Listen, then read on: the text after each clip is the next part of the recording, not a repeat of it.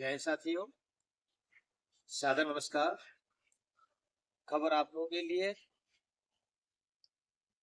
केंद्रीय कर्मचारी पेंशनर्स जो खबर आई थी यूपीएस की, अब वो लागू होने जा रही है और आज 1 अप्रैल है। 1 अप्रैल 2025 से नई पेंशन योजना शुरू, जाने कौन होगा पात्र। नमस्कार साथियों, आपके लिए आज एक और खबर जो कि यूपीएस के बारे में है। 1 अप्रैल 2025 से नई पेंशन योजना शुरू, जाने कौन होगा पात्र और कितना मिलेगा फायदा।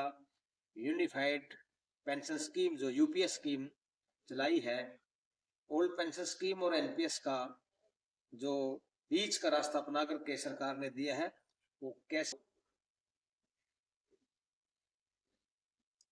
भारत में पेंशन योजनाओं को लेकर एक बड़ा बदलाव 1 अप्रैल 2025 से लागू हो रहा है। इसमें क्या होगा, केंद्र सरकार ने यूनिफाइड पेंशन स्कीम यूपीएस की शुरुआत की है।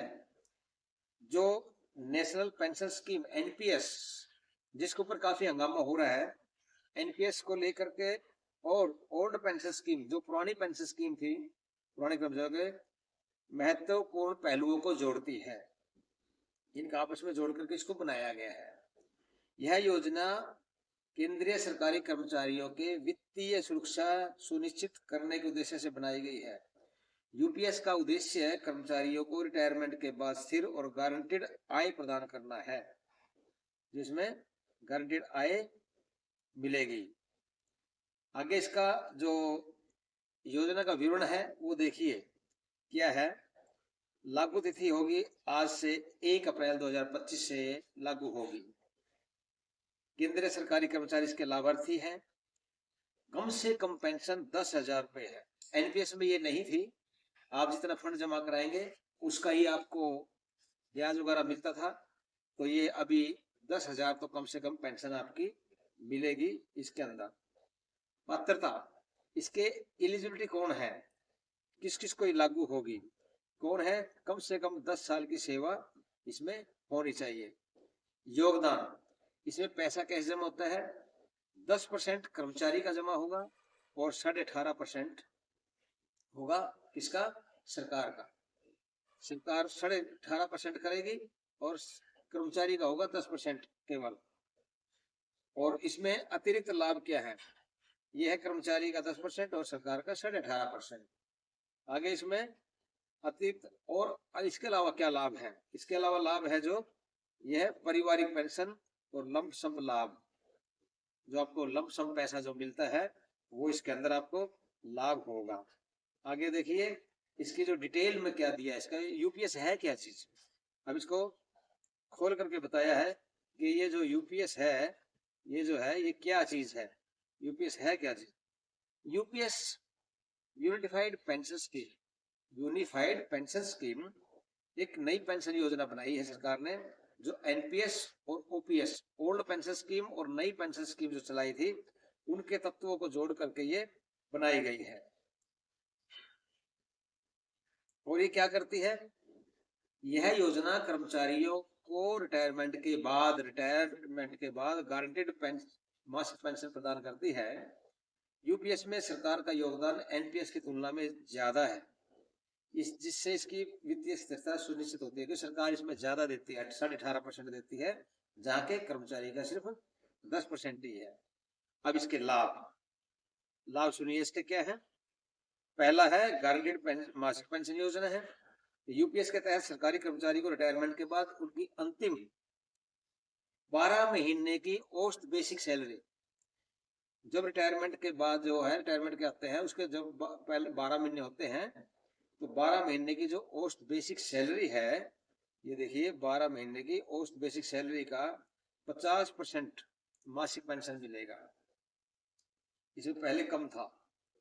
जिन कर्मचारियों ने 10 से 25 साल, जिन कर्मचारियों ने 10 से 25 साल की सेवा पूरी की है, उन्हें अनुपातिक आधार पर 10 साल के उसका रेशो लग जाएगा, 15 की उसका रेशो लग जाएगा, 20 का उसका रेशो लग जाएगा, और 25 का उसका रेशियो लग जाएगा, इस हिसाब से आपकी पेंशन ये होगी। और न्यूनतम पेंशन इसमें 10,000 रुपये देने का प्रावधान किया है। अभी कम से कम पेंशन 10,000 तो होगी ही होगी। इसमें आगे है पारिवारिक पेंशन। दूसरा फायदा इसका क्या है? पारिवारिक पेंशन। यदि कर्मचारी की मृत्यु हो जाती है, ध्यान दें, यदि कर्मचारी की मृत्यु हो जाती है तो उसके परिवार को अंतिम पेंशन का, जो उसकी अंतिम पेंशन है उसका 60% इसमें दिया जाएगा। ये स्कीम पहले भी है, इसमें भी जोड़ा गया है ये यूपीएस के अंदर। तीसरा लाभ है लमसम रिटायरमेंट लाभ।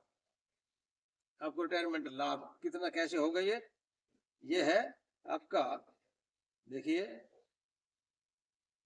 रिटायरमेंट पर कर्मचारी को उनके बेसिक पे और डीए का, जो आपकी बेसिक पे है जैसे बताया था पिछले 12 महीनों की, और जो अंतिम डीए है उसका 10% 6 महीने की सेवा के आधार पर,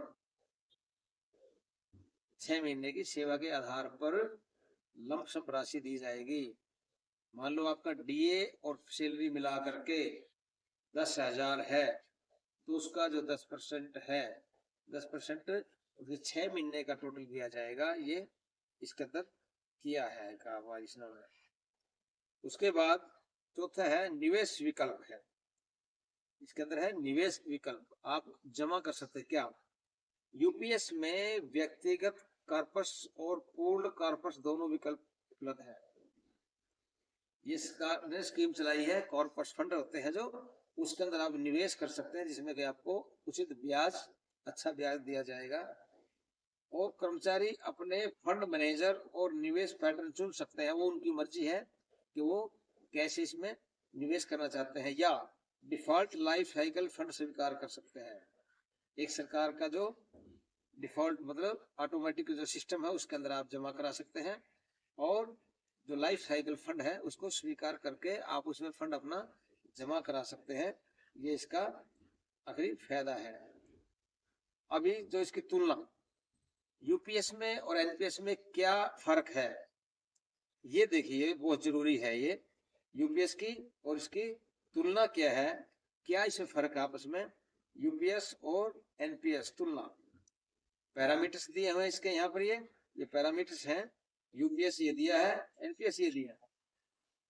इसमें क्या है, यूपीएस के अंदर गारंटीड पेंशन है, जैसे बताया 10,000 तो कम से कम पेंशन है ही है, इसमें है गारंटीड पेंशन है। एनपीएस में ये नहीं है, एनपीएस में गारंटीड पेंशन नहीं है। उसमें दिया है कि फंड जब आपका होगा तो मिलेगा। सरकार का योगदान क्या है इसके अंदर? सरकार का योगदान क्या है?